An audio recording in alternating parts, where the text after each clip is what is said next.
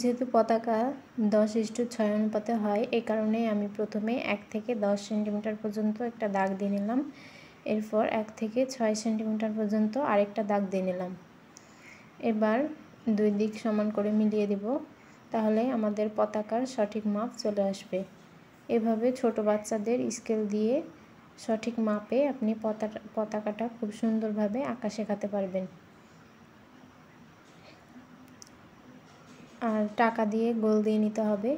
যদি কেউ ফ্রি হ্যান্ডে পারে তাহলে ফ্রি হ্যান্ডে করবে, আর যারা না পারবে তারা টাকা দিয়ে করবে, বা কোনো ছিপি, বোতলের ছিপি এগুলো দিয়েও করলে হবে।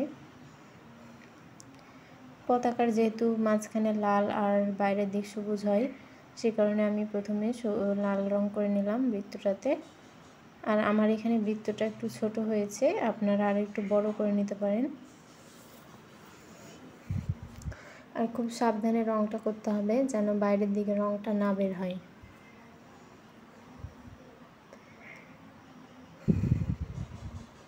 এরপর আমি সবুজ রংটা করে নিচ্ছি। কিছু কিছু আমি জায়গায় স্কিপ করেছি, স্কিপ না করলে ভিডিওটা অনেক লম্বা হয়ে যেত, এই কারণে।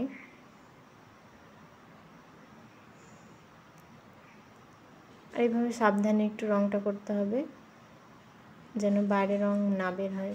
বাইরের রং বের হয়ে গেলে আবার দেখতে ভালো লাগে না।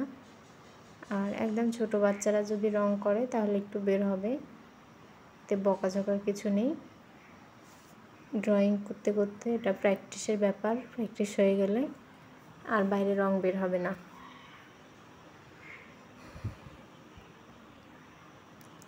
আর পতাকা যে খুঁটিতে টাঙানো থাকে সেই খুঁটিটা আমি খয়েরি কালার করে নিব, সবুজ কালারটা করা হয়ে গেলে। এরপর আমি একটু হাইলাইট করে নিচ্ছি। আপনারা চাইলে এটা পেন্সিল দিয়ে করতে পারেন, আমি এখানে জেল পেন দিয়ে করলাম, আপনারা পেন্সিল দিয়ে করে নেবেন।